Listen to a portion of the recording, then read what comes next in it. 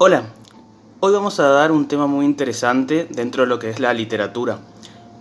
Un tipo de texto que seguramente todos algún momento habremos leído o nos habrán leído cuando éramos más chicos, o que incluso sin saberlo lo vimos en alguna película o serie animada, sobre todo las ya clásicas adaptaciones de Disney.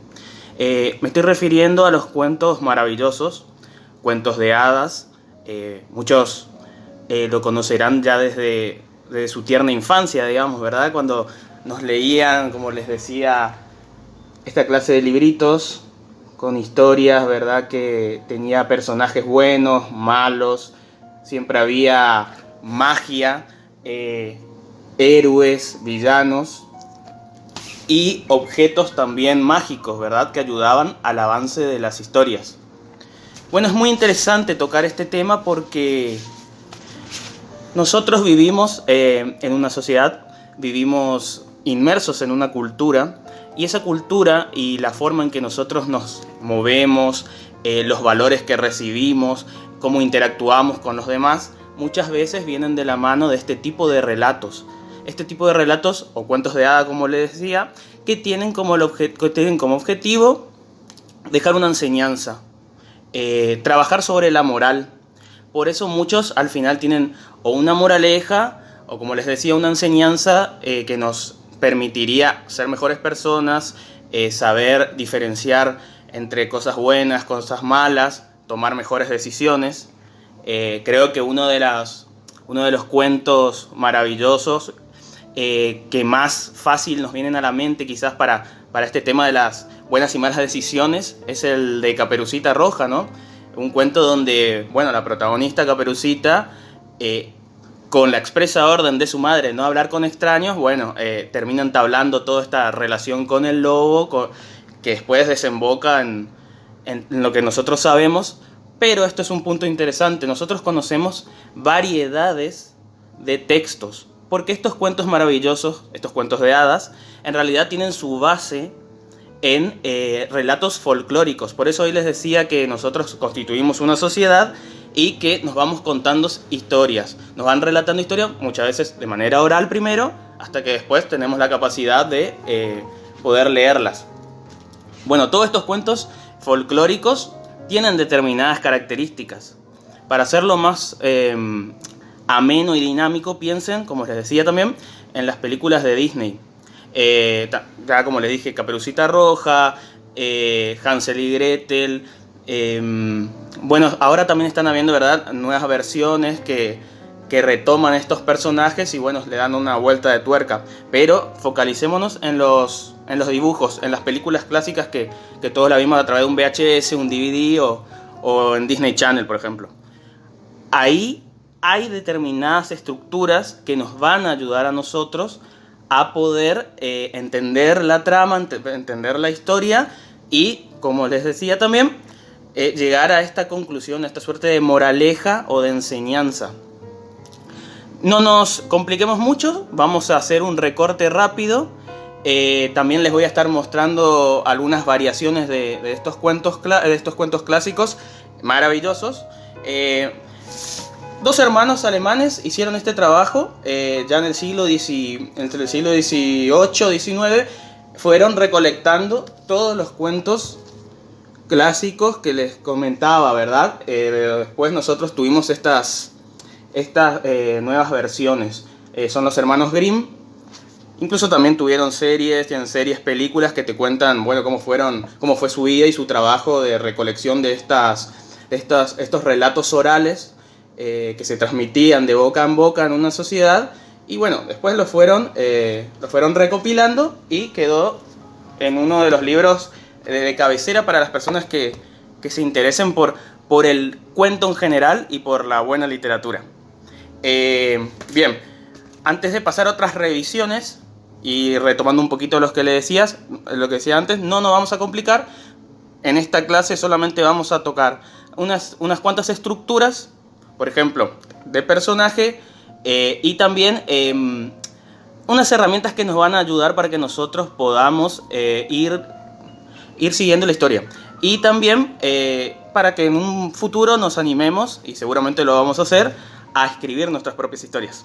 Bien, para eso me voy a basar en los estudios y los aportes de un intelectual que se llamaba Vladimir Prop.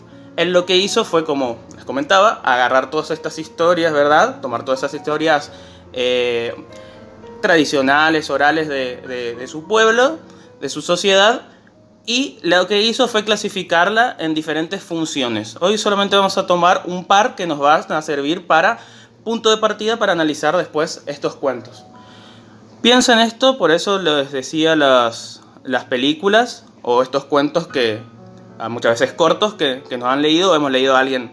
Bien, pensemos primero en los personajes. Siempre va a haber un personaje principal bueno, definitivamente bueno, digamos. En estas historias todavía no va a haber esta dualidad entre que puede ser una persona buena pero con defectos, lo que después se va a conocer como un antihéroe. No, estos son personajes buenos, puros, intachables, porque van a servir de contraposición para el villano, que es el otro eje principal en estos tipos de narraciones. Después nos van a presentar un mundo maravilloso, no específico en tiempo y lugar, por eso muchos de estos cuentos comienzan con el clásico había una vez en un lejano reino y demás. Eso es un patrón que se va a repetir en este tipo de textos. Posteriormente va a haber objetos mágicos, criaturas mágicas y muchas aventuras. Bien, ahora volviendo a las clasificaciones de Prop. Para analizar desde el comienzo un cuento, lo que vamos a hacer primero es centrémonos en una historia, centrémonos en el personaje principal. Este personaje principal se va a alejar de su casa, va a dejar a su familia, a sus amigos, a su pueblo y se va a enmarcar en el camino de la aventura. Siempre van a empezar yéndose, ya sea obligada, de forma obligada o por decisión propia. Posteriormente va a haber una cuestión que va a ser este villano, una fechoría, como lo dice Prop, que va a hacer y va a repercutir negativamente en nuestro protagonista.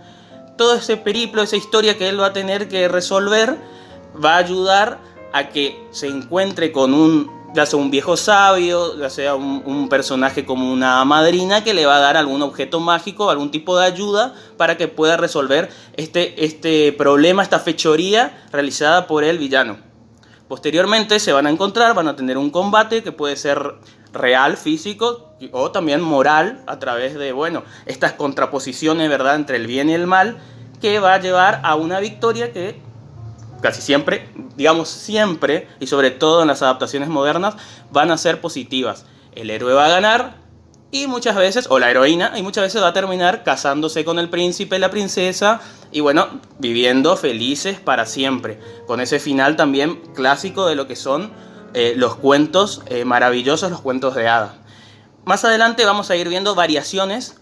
Acá rápidamente le muestro una, por ejemplo, porque no solamente en el cine se han tomado estos cuentos y se los han vuelto a contar, ¿verdad?, sino también a través de las historietas y otras manifestaciones artísticas. Acá, por ejemplo, vemos cómo las cuestiones universales de la lucha entre el bien y el mal traspasan las letras, traspasan el cine y se pueden reflejados, a ver si lo puedo mostrar, en un cómic, en una historieta. Lo interesante, como les decía, es que las sociedades van cambiando, muchos valores se ponen en discusión, ¿verdad?, en tela de juicio. Entonces, autores varios vuelven a tomar estas historias y le dan, como les decía más temprano, una vuelta de tuerca. Pero eso va a ser para más adelante. Hoy, recapitulando, tienen que tener en cuenta que es un tipo de narración que nació de manera oral en una determinada sociedad, se fue transmitiendo padres e hijos, posteriormente fueron recopiladas en determinados libros y después, tuvieron sus diferentes adaptaciones. Lo importante es entonces que ustedes puedan pensar una historia, porque esto empezó con los cuentos folclóricos, los cuentos maravillosos, pero se va a extender a prácticamente todo tipo de relato, todo tipo de género. Como sabemos, el cuento abarca muchos géneros. Entonces, ustedes siempre piensen en un personaje, en su contraparte, un personaje bueno, su contraparte mala, que debe abandonar su lugar de residencia, ¿verdad?, y ir hacia la aventura. Ahí se va a encontrar con dificultades, pero también con aliados, con objetos mágicos que lo van a ayudar a vencer su adversidad y posteriormente tener un final feliz.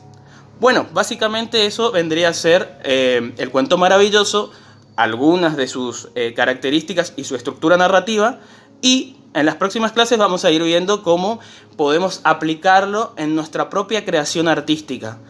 Con estos tips, con estas recomendaciones y estructuras, nosotros mismos vamos a poder convertirnos en escritores. Bueno, espero que les haya sido útil. Hasta la próxima.